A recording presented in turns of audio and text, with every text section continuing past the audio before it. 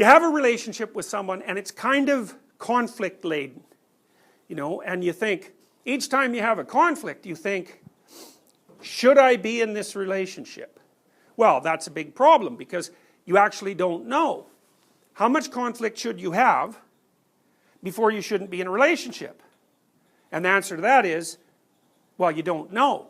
Now, there's actually some empirical work on the topic, so I can give you a provisional answer, which is quite interesting. So there was a research psychologist a while back who I thought did a brilliant study, and they had couples record positive events just qualitatively. How many positive interactions did you have with your partner during the day versus how many negative interactions? I don't think they quantified the degree to which they were positive and negative. They're just going to assume that across multiple instances that would wash out.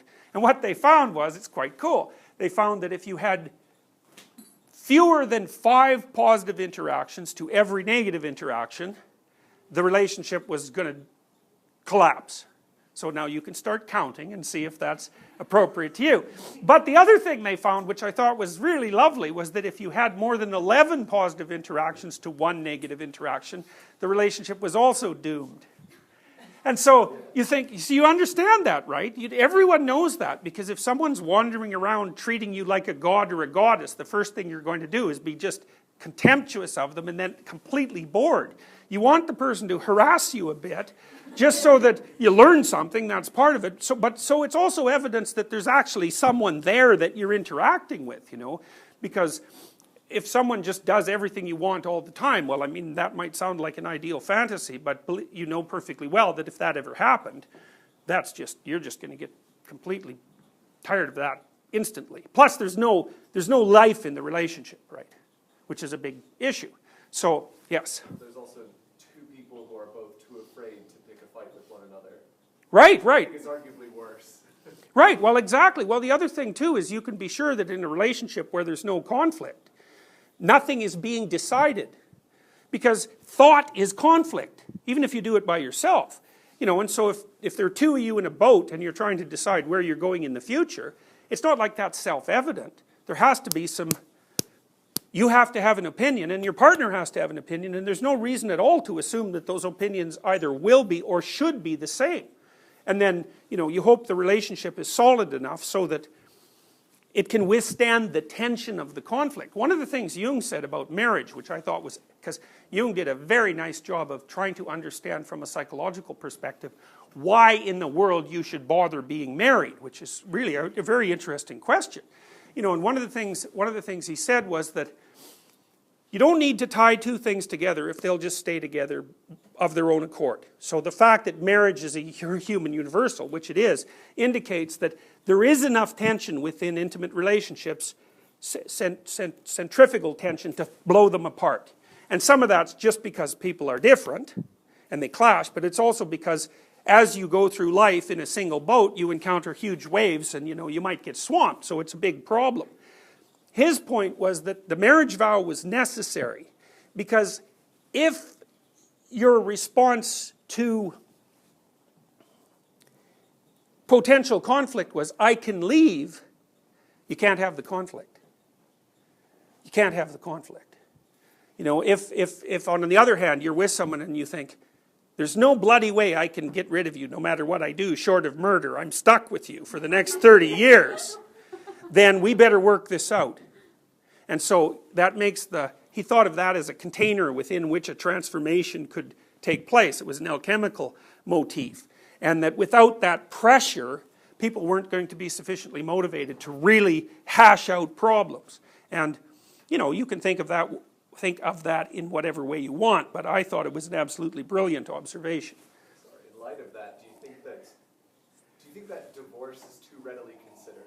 I know that's kind of a tangential question, but like well, the problem is it doesn't solve any problems usually, because for a variety of reasons. And one is it's probably you and not your partner anyways, or at least there's a 50-50 chance, and if it's you, you're just going to bring your stupidity to the next relationship and torture someone else to death.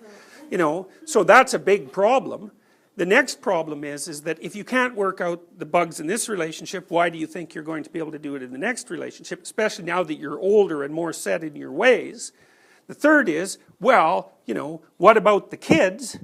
The fourth is, I don't know if you've ever seen people in a protracted custody battle, but if you want to ruin your life, that's a really good way of doing it, because that'll take you out for about 15 years, and it'll cost you pretty much all your money, and it'll destroy your closest relationships. It'll also make it virtually impossible for you to be happy with the next person that you're with, because they're going to be, you know, burdened by this absolute catastrophe that's surrounding you with regards to how you organize your interrelationships with the people that you love. So generally speaking, I don't think that it usually solves the problem. Now, sometimes it does, but my sense is it's probably introduced more problems than it's solved.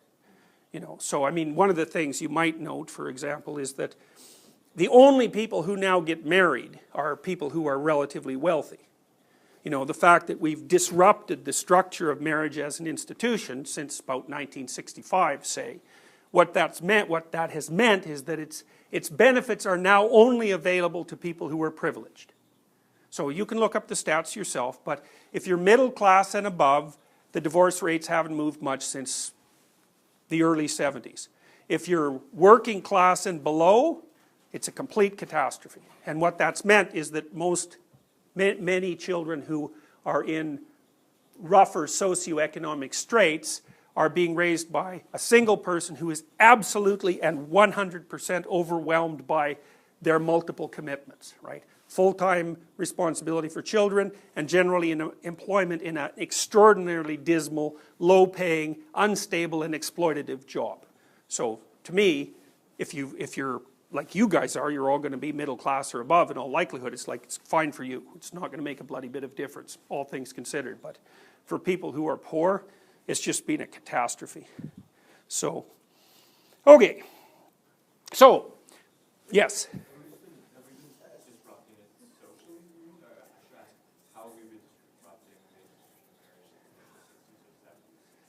Oh, well, there's all sorts of reasons. I mean, first of all, it's become socially acceptable. Right, divorce wasn't socially acceptable, and you can say, well, that was pretty hard on people who wanted to get divorced. It's like, yeah, obviously. Any rule is hard on people that break it, but that doesn't mean that there shouldn't be rules. You know, now what rules there should be, that's a whole different issue. Out of wedlock childbirth has become a norm. It was absolutely rare in the early 1960s, vanishingly rare, and that's become, it's acceptable. Even though all the evidence suggests, like if you actually look at the evidence, it's absolutely clear that kids who have two parents do better than kids who have one. Now, you know, people, when you tell people that, they'll tell you an anecdote about someone they knew, maybe their own parent, who did a wonderful job of raising them as a single person. It's like, the anecdotes are irrelevant. What's relevant is the bulk of the evidence. Of course there are situations where people are better apart than together, and of course there are situations where one person can do a better job than two people who are at each other's throats. But it's aggregate examples that you use when you're doing a scientific survey, and the results of those surveys are crystal clear.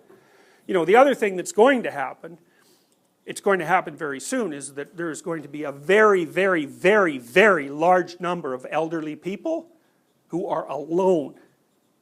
And being elderly and alone, like no family, that is not something you want to look forward to, especially when you start thinking that you're going to be elderly for like 40 years. So, you know, because say it starts around 65, I don't know how long you guys are going to live, but it's probably 95 is not an unreasonable estimate, and it might be longer than that. So, because, you know, we're adding about 3 months to the total lifespan every year. Right. That's the rate of technological improvement in relationship to overall mortality. So, you know, and that, the degree to which we're adding that extra lifespan is increasing each year. You know, and it may get to the point where we're increasing lifespan a year every year. Now, I doubt it, because it'll probably be an asymptote, but it has been increasing for a very long period of time. So, you know, it's one thing to think about the maximization of day-to-day freedom when you're between, say, 15 and 40, 45. After that, that's a whole different story. But modern people never think about the last half of their life. You know, so why, I don't know, but maybe they're afraid to or something. But